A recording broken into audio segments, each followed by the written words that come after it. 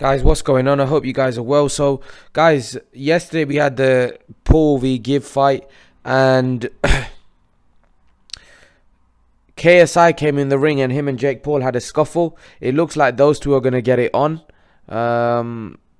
What do you guys make of this whole KSI and Jake Paul scuffle? Is it something that you're interested in? Do you think the YouTube thing has got a bit overcooked, or are you actually interested in it? To be honest, I don't mind it.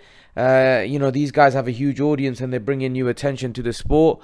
I don't think we need to do too many of these. I think, you know, it is what it is, and most of the hardcores are not happy with it. However, I don't have a problem with it, if I'm honest. It's not like it's affecting the proper boxing that we get to watch week in, week out, you know. So let them have this kind of sideshow on the side. It doesn't really matter. It's bringing in attention. The broadcasters are loving it. Also, it'll bring in more money, in my opinion. There'll be more attention on the sport, and these casuals that are coming into the sport because of these YouTubers will probably watch other boxing fights as well. Let's not forget, those guys are fighting on undercards and main cards. So those casuals that are watching it, they're also watching the other fights. So their knowledge of boxing is increasing day by day. So to be honest, I haven't got a problem with it. If I'm totally honest, I will have a problem if there's too many and it starts to become the norm, which is not what we want. We want the proper boxing to be the norm and this to be the sideshow. But KSI and Jake Paul, if you were to ask me who I think is a better boxer, I would say Jake Paul's a better boxer. Who do I think wins that? I think Jake Paul wins that. I think Jake Paul's better than his brother. Jake Paul technically looked very sound, looked a lot better than his brother and KSI for that matter. KSI is technically not the greatest, if I'm honest with you.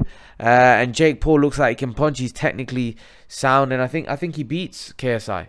I think he'll beat him. That's just my honest opinion. I think KSI is quite wild, and I think a boxer that's technical would catch him and knock him out, if I'm totally honest with you. I think Logan was just, although Logan was trying very hard and you could see he was probably technically better than KSI, he was just really gun shy. He wasn't letting his punches go, and he was a bit muscular. So I don't know whether his body he looks a bit too muscular, like he gets tired. It takes a lot out of him to let punches go because of his frame and his size. He's not loose like his brother. His brother seems a lot more loose. His brother's not as muscular, and it seems to me like he's got more of a boxing physique than his brother, where his brother looks more of a bodybuilder. And I feel like when he throws punches, it takes a lot out of him. Whereas Jake looks more loose and a lot more quicker, and he's able to throw a lot more punches. So yeah, I think Jake Paul is going to be a much tougher fight than Logan was for KSI, and I think someone as technically as good as Jake Paul will take advantage of. I'm not saying Jake Paul is a world-class fighter or nothing, but he technically looks, out of all the YouTube guys that I've seen, Jake Paul looks technically the best that I've seen so far, and I think someone as wild as KSI, I think Jake Paul would take advantage and potentially stop him as well. But that's my opinion. What do you guys think? Leave your thoughts. And guys, remember to please like, share, subscribe to my channel. I'll see you guys in the next video. So guys, Freddie Roach says that when Manny Pacquiao met Kobe Bryant for the first time, it was the best day of his life. Guys, I think Manny Pacquiao has been affected by the death of Kobe Bryant. If I'm honest with you, I can't explain. Listen, I'm not into basketball. I don't know much about basketball. I knew who Kobe Bryant was before his death. I know who Michael Jordan is. I've heard of LeBron James. I've heard of Steph Curry. I've heard of Kevin Durant. I've heard of these guys, but I'm not gonna sit here and say I'm a massive basketball fan. I'm not. And there's a lot of people from the UK aren't big basketball fans, right? One thing I will say though, Kobe Bryant's death has impacted me as well, even though I'm not a basketball fan. Someone like Manny Pacquiao, who's a huge basketball fan, who plays basketball, who's into basketball, who knows Kobe Bryant really well, right? I can imagine how much this has probably affected him. However, I'm just talking for myself from this point, that I felt like the death of his daughter and his death has impacted me a lot. I haven't stopped thinking about it since it's happened, if I'm honest with you. I've thought about it every day since. And Max Kellerman hit the nail on the head that obviously over time we'll forget about it. You know, on the first day we couldn't stop thinking about it. On the second day we couldn't stop thinking about it. On the third day, you know, we're starting to do other things. On the 4,000th day, you know, we're probably not going to think about it at all. But I really feel that this week has been very tough for world sport. I think everyone's been affected, not just in America but globally, not just LA but globally. People have been affected by the death of Kobe Bryant and his daughter. You know, I've just been watching videos and his previous interviews, and it's just a really sad way for someone to go. You know, 41, he had his whole life in front of him, his young daughter, and the other people that died on the plane as well. There were some coaches, another little girl, and I just think about it from his daughter. His daughter was going to carry on the legacy of Kobe Bryant. She was really into basketball, and her life was, you know, taken away in just such a tragic way as well to go. So I can understand how Manny Pacquiao, someone being so close to Kobe Bryant, is affected. Because someone like me, who I knew who Kobe Bryant was, but I'm not going to sit here and say I was a massive fan of Kobe Bryant, like he had a massive impact on my life, like a Messi or a Pacquiao or a you know, all the other Federer, or, you know, those guys that I know a lot. You know, I followed a lot more. But I will say that his death has had a massive impact, and watching his interviews and seeing how inspirational this man was has definitely impacted. And we should all take something from him. You know, the Mamba mentality that he had. He was an icon, really. If you look at it, Kobe Bryant was, they say, as close to Michael Jordan. Yes, there's a lot of, you know, who's better, LeBron or Michael Jordan. I'm not sure. Like I said, from a technical point of view, I don't know, but people do say that he was the closest to Michael Jordan from a playing style, Kobe Bryant. What we can all take is that life is short and we should enjoy life while we're here. Kobe Bryant is an icon, and I can just see the way people have been affected by his death. You can just clearly see that he's a massive icon, not just in America but around the world. People knew who this guy was, and I think the reason for that is because Michael Jordan was just one of the greatest basketball ever, right? And people just know him because of how great he was. Kobe Bryant was actually a guy that went around, not just he spoke so many languages fluently, and not just that, I think he got out a lot more than Michael Jordan. Michael Jordan, everyone's heard Michael Jordan's name, but there'll be probably a lot of people that can't put a face to the name. Whereas Kobe Bryant went out a lot more. He explored the world a lot more. He got himself out there a lot more than Michael Jordan, because I knew who Kobe Bryant was. Like Kobe Bryant, even though I'm not into basketball, is because I saw him, you know, taking pictures with footballers, going out to other different countries and making himself known. So I think Kobe Bryant was a lot more outgoing, getting to know people. He had a mission, a goal. Even though when he finished his basketball career, he had a goal in life to be great and to do great things. And unfortunately, his life was taken away from him very early. He was taken away from this world very early. But like I said, it's a lesson to learn for all of us. Live life to the fullest and adopt the Mamba mentality. Guys, make sure to like the video. I'll see you guys in the next video. Mamba out. Guys, what is going on? I hope you guys are well. Guys, there's massive and breaking news coming out that Saudi Arabia have offered 100 million to Khabib Nurmagomedov to fight Floyd Mayweather. Now, Khabib's manager has come out and said this. If this is true, it seems hard how Khabib's going to turn down $100 million to fight Floyd Mayweather. I just can't see him turning it down. Now, we don't know whether it's a boxing fight, whether it's to do with MMA. In that case, then Mayweather's going to have to make a decision whether he wants to fight. And also, there needs to be two to tango. So what's Mayweather's offer?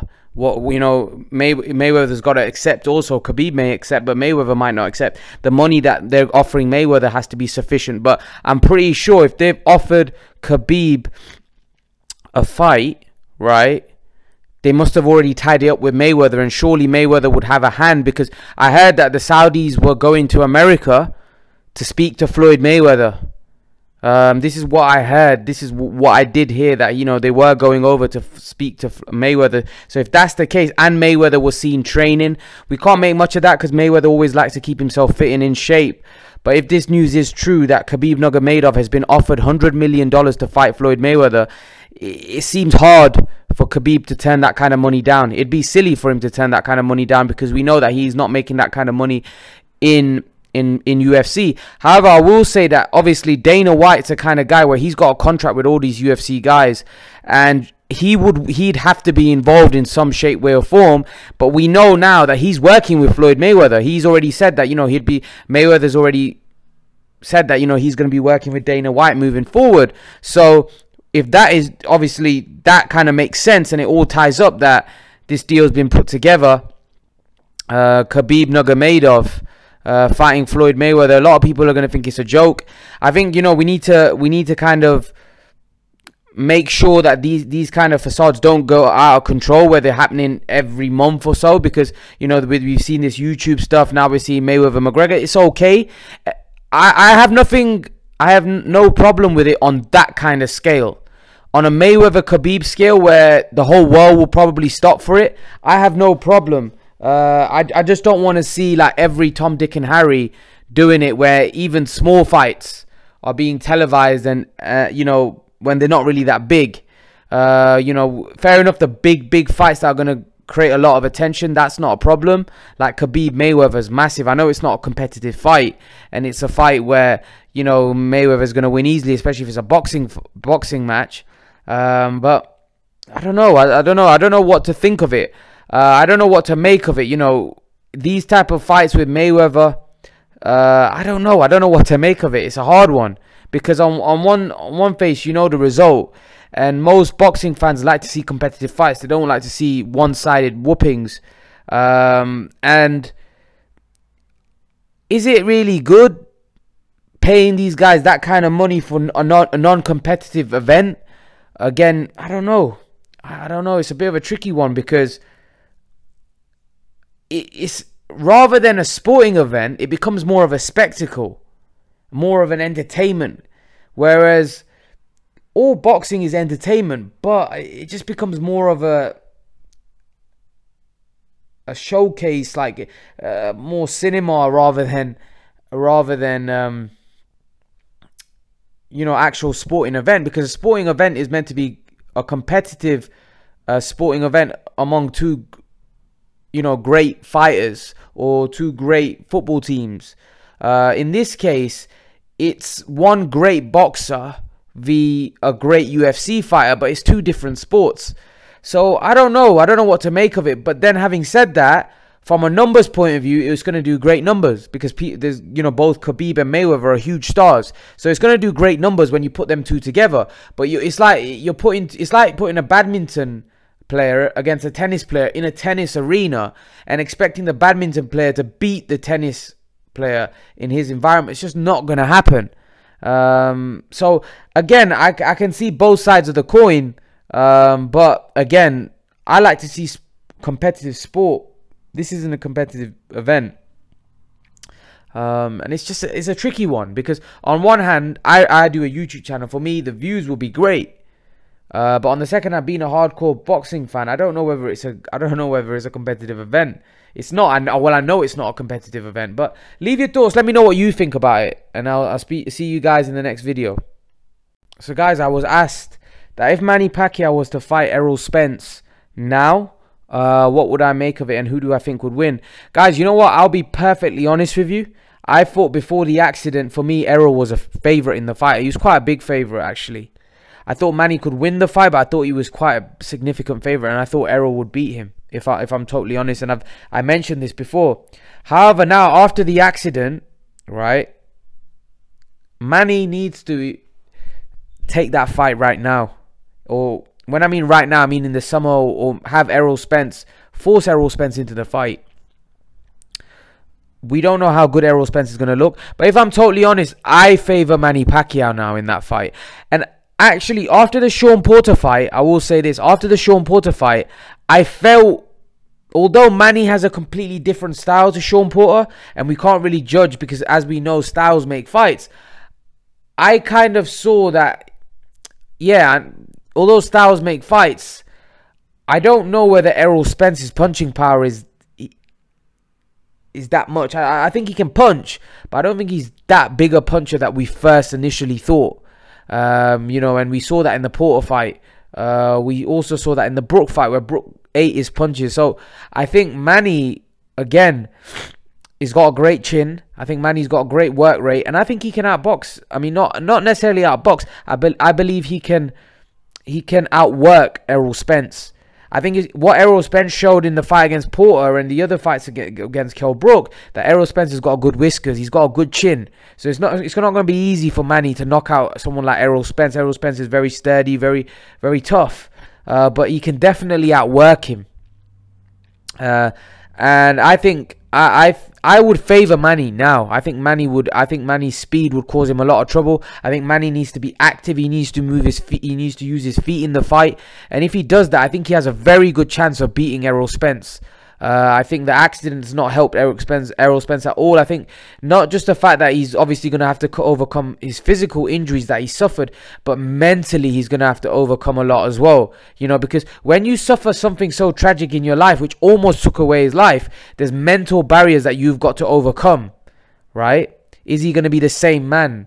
You know, when he gets hit, how's he going to feel? How's his body going to react to be taking punches? You just don't know, because like I said, when you beat death, like, he was very close to death, right? You just don't know what his confidence levels are going to be when he gets back in that ring. So Errol Spence is going to have to overcome a lot of demons, and this is why I favor Manny Pacquiao, because I think Errol Spence has got to overcome a lot. If Errol Spence is able to overcome and go on to beat Pacquiao, beat Crawford, Errol Spence is, for me, is going to go on to become a legend, because like I said, a lot of fighters are not able to overcome, or most sportsmen are not able to overcome such horrific injuries like that. And not so much the physical, but mental injuries that he had. And he did have injuries as well.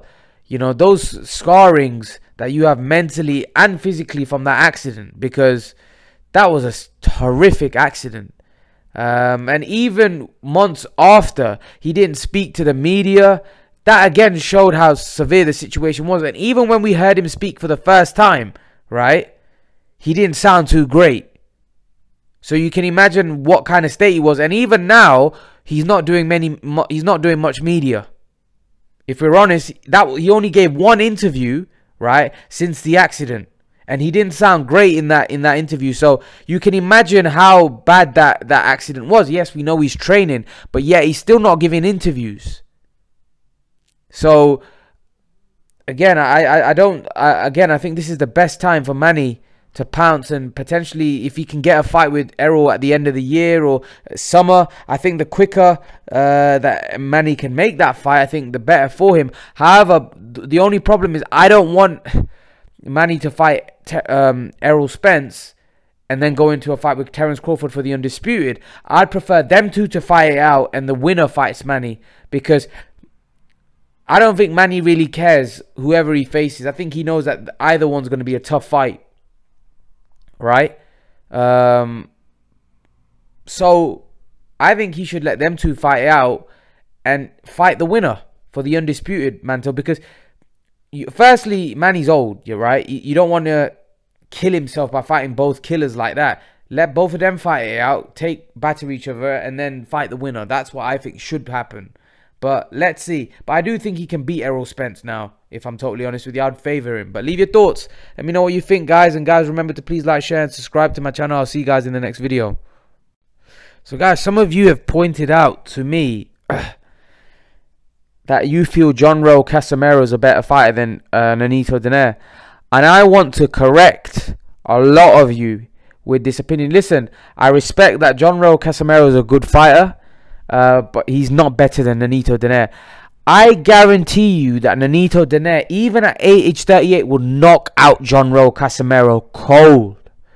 Cold. And I'm confident when I say that, right? If you look at Nonito Donaire's resume, right? Stop saying that John Raul Casimero is better, because as a boxing fan, you do not sound credible. John Raul Casimero's resume is terrible compared to Nonito Donaire. On what basis are you saying that John Raul Casimero is better than Nonito Donaire? On what basis? He's fought no one. He's fought no one of high level. Let's not forget, Nonito Donaire, yes, he lost against Rigondeaux, but Rigondeaux was at his peak at that time. And let's not forget, Rigondeaux and Nonito Donaire were in a life and death fight. Both of them was a tough fight. He went against, arguably at that time, one of the best pound for pound fighters in the world. And Nonito Donaire was probably in the top 10 pound for pound, right, at that time. And they both hammered it out. And Nonito could have won that fight, right? And then Nonito's a 3-weight world champion. In my opinion, may even be a 4-weight world champion. I think he's a 3-weight world champion. If I'm wrong, correct me. But Nonito Donaire is an unbelievable fighter. He's had some great wins along the way, and he's a vicious knockout puncher against top competition. And then at the age of 38, the guy that we're saying is the next star in boxing, in Inoue, gives him a horrible fight. Almost beats him. I wouldn't go that far. Didn't come almost to beating him. But what I mean is hurting him, staggering him, putting up a performance that many thought that he wouldn't be able to put up. Many people thought Inoue would destroy him in a 1 or 2 rounds. And he puts in a it makes it a hard fight for Inoue. That's why I say, even at the age of 38, right, Nonito Donaire, we all know he's more accomplished than Casimero. But I'm saying to you, even at 38, I would favor Donaire to knock out Casimero. I would favor him. I think the fact that Casimero is moving up and Donaire's coming down, Donaire's massive, and Donaire's got a lot of power. He's a one-punch knockout guy. He's shown that throughout his career. He's vicious. And I feel he would knock out Casimero. Cold. You know, Casimero's beat no one. He was an underdog against Tete, and he beat Tete, but Tete's nothing special. Tete's nothing special. Who else is... You tell me who's Casimero beat. Leave your comments in the comment section. He beat no one as far as I'm concerned. No one of elite level. No one of the level of what Donaire's done in his career. You know? Donaire's a world-class fighter. A world-class fighter.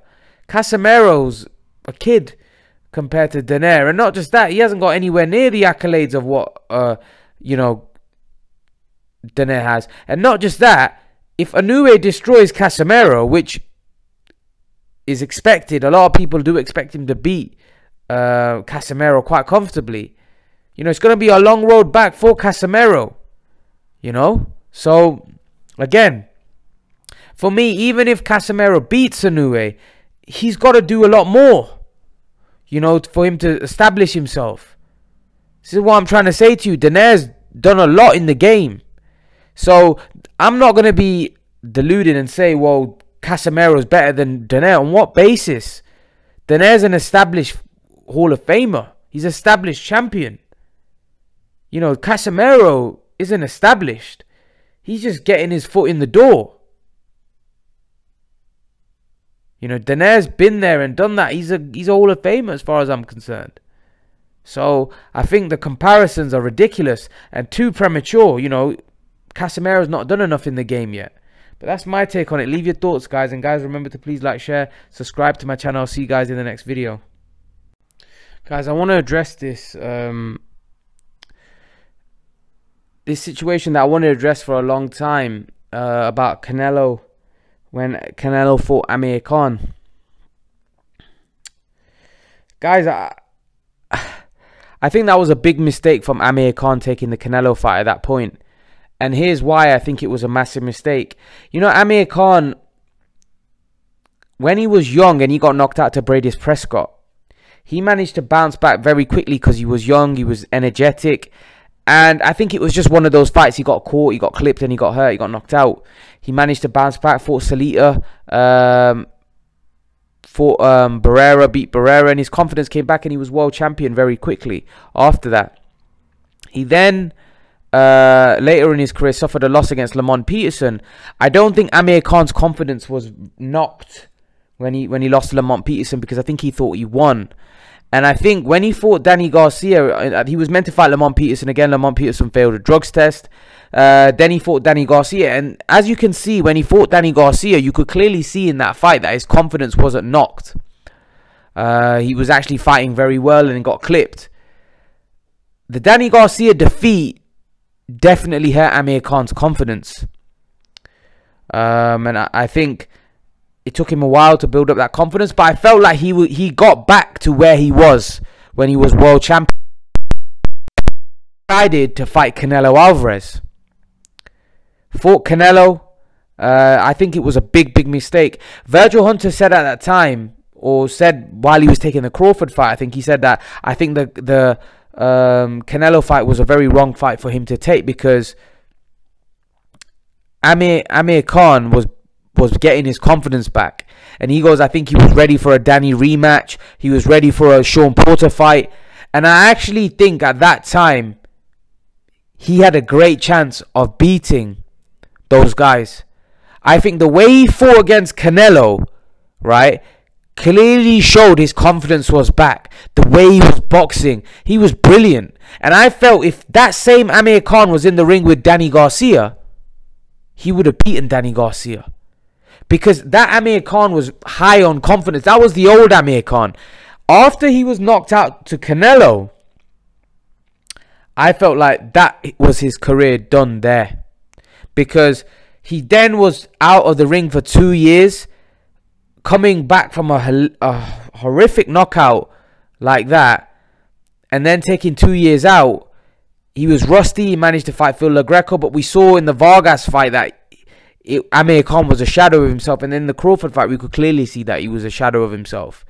But I think that was a huge mistake. I think that was a massive mistake, taking the Canelo fight, because I feel like Amir Khan's confidence was coming back up there, and he was ready for a big fight against a Sean Porter, against a Danny Garcia. Danny Garcia was world champion at that point as well, I think. I think he had the WBC welterweight strap. And I believe Amir Khan, the way he fought against Canelo, just going off that, I believe he would have beaten Danny Garcia, because his confidence was back, and it was a winnable fight, and it would have been a big money fight. You could have potentially have done that fight in the UK and sold out a stadium, because they had history. It was a big fight. People would have been interested to see it. Instead, Amir Khan, of course, listen, you can't knock him. He went and fought Canelo, a huge money fight. But I don't think it was the right fight for him at that point. I think Virgil Hunter was spot on where he said Amir Khan was ready for a Danny Garcia rematch, for a Sean Porter fight, for a Keith Thurman fight. These were the fights that Amir Khan should have taken at that time, rather than jump into a fight with Canelo Alvarez. Because I just couldn't see him winning that fight. Even though Amir Khan's confidence was back, he was high, and he showed that during the fight. Canelo was always going to win. Canelo's technically very good. Canelo's got a very good boxing IQ. Canelo's a very big puncher, and Canelo's just too big for Amir Khan. So it was always, he had really no chance of winning, and he wasn't going to get the decision on the cards anyway. So it seems like, on hindsight now, it seems like it was a crazy decision, and it was, because I think there was other fights where that could have made him big money, like the Garcia fight, which I think would have been a huge fight. I think it would have been a massive fight, but unfortunately, you know, he decided to go down the Canelo route, which I think was a mistake. But leave your thoughts, let me know what you think, guys, and guys, remember to please like, share, subscribe to my channel. See you guys in the next video.